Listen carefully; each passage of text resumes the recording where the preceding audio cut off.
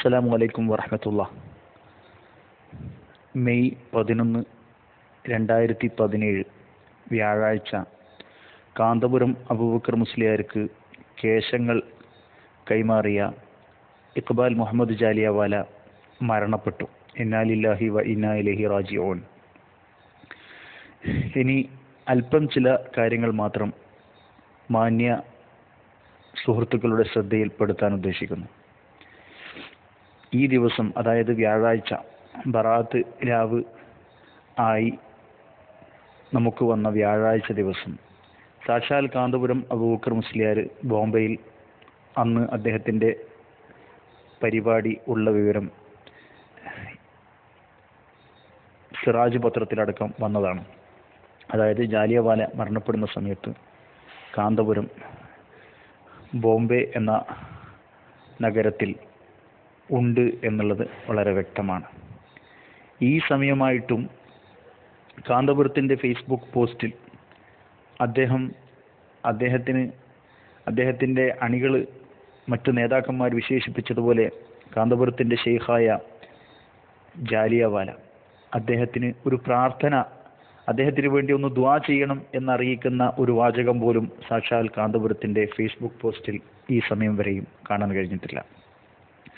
അതുപോലെ തന്നെ അവരുടെ സംഘടനാ നേതാക്കന്മാരായ ആകാശത്തിനും ഭൂമിക്കുമിടയിലുള്ള ഏത് വിഷയങ്ങളിലും എന്നോണം ഫേസ്ബുക്ക് പോസ്റ്റുകൾ കൊണ്ട് നിറക്കുന്ന വടശ്ശേരി ഹസൻ മുസ്ലിയാർ അടക്കമുള്ള ആളുകളുടെയൊന്നും ഫേസ്ബുക്ക് പോസ്റ്റിൽ ജാലിയവാലയ്ക്ക് വേണ്ടിയുള്ള ഒരു പ്രാർത്ഥന കാണുന്നില്ല.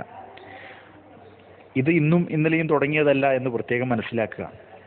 കാരണം 2005, 2006 കാലഘട്ടത്തിൽ മർക്കസിൽ മുടി എത്തിയത് മുതൽക്ക് ഈ സാക്ഷാൽ ജാലിയവാലയെ കാന്തപുരം അബൂബക്കർ മുസ്ലിയാർ ജീവിതത്തിൽ ആദ്യമായിട്ട് കാണുന്നത് 6 വർഷങ്ങൾക്ക് ശേഷം 2011 അത് സമസ്ത കേരള ജമിയത്തുൽ ഉലമയും SKSSF-ഉമായി ബന്ധപ്പെട്ട വിവാദം കൊടുമ്പിരി കൊള്ളുന്ന ആ സമയത്ത് പ്രത്യേക സാഹചര്യത്തിൽ ജാലിയവാലയെ ബോംബെയിൽ പോയി കാന്തപുരം അന്നൊരിക്കൽ കണ്ടു എന്നതിൽ കവിഞ്ഞ് കേവലം ഏതെങ്കിലും ഭൗതികമായി ഒരു സഹായം ചെയ്യുന്ന അറബികളെ സമ്മേളനങ്ങളിൽ ആനയിച്ചുകൊണ്ട് എഴുന്നള്ളിക്കുന്ന ഈ കാന്തപുരം വിഭാഗം ഇന്നേ വരെ ഇവരുടെ ഏതെങ്കിലും ഒരു സമ്മേളനം 2006 മുതൽ 2017 11 വർഷത്തിന് ഇടയിൽ ഏതെങ്കിലും ഒരു സിൽവർ ജൂബിലിക്കോ അല്ലെങ്കിൽ ഗോൾഡൻ ജൂബിലിക്കോ ഏതെങ്കിലും ഒരു സമ്മേളനത്തിലോ സ്ഥാപനത്തിൻ്റെ പരിപാടിക്കോ ഒന്നിനും തന്നെ ജാലിയവാലയെ കൊണ്ടുവരികയോ അദ്ദേഹത്തെ ഒന്നിരുത്തി ഒന്നായിട്ടൊരു ഫോട്ടോ എടുക്കുകയോ അദ്ദേഹത്തെ ഒന്ന് പൊതുസമൂഹത്തിൽ പരിചയപ്പെടുത്താനോ ഇവർക്ക് കഴിഞ്ഞില്ല എന്നുള്ളത് തന്നെ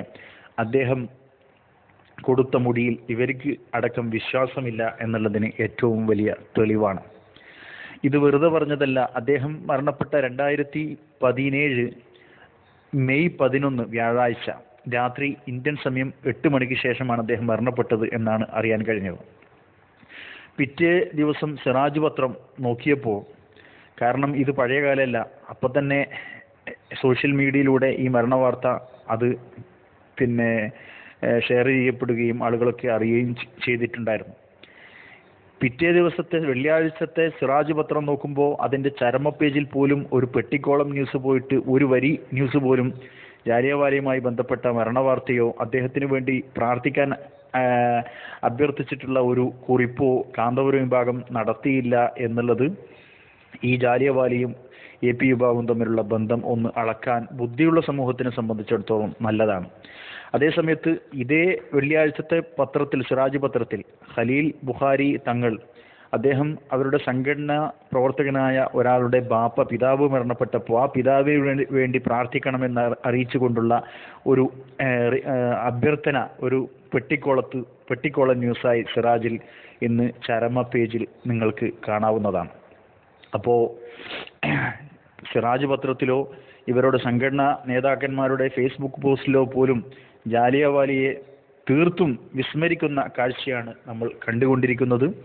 അത് കൊണ്ട് തന്നെയാണല്ലോ പണ്ട് പൊന്മള അബ്ദുൽ ഖാദർ മുസ്ലിയാർ കൊണ്ടുവന്ന മുടി തന്നെ തീരുമാനമായിട്ടില്ല, എന്തോ ഒരു കഷ്ടം എന്ന് വളരെ വ്യക്തമായി പറഞ്ഞത് ഭൂമി ലോകത്തുള്ള മാലോകരെ മുഴുവൻ കേട്ടുകഴിഞ്ഞ ഒരു വസ്തുതയാണ്.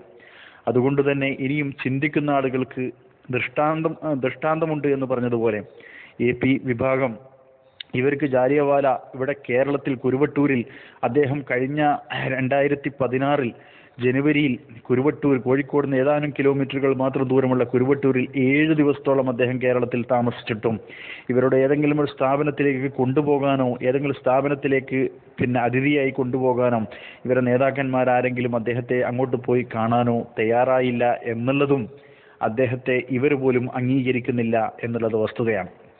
ഇതൊക്കെയായ സ്ഥിതിക്ക് ഇനിയും നിങ്ങളോട് ചോദിക്കാനുള്ളത്, അദ്ദേഹത്തെ നിങ്ങൾ കാണുകയോ നിങ്ങളെ ബഹുമാനിക്കുകയോ അദ്ദേഹത്തെ ആദരിക്കുകയോ അദ്ദേഹത്തോട് ഒരു സ്നേഹവും നിങ്ങൾക്കില്ല എന്ന് വളരെ വ്യക്തമാണ്.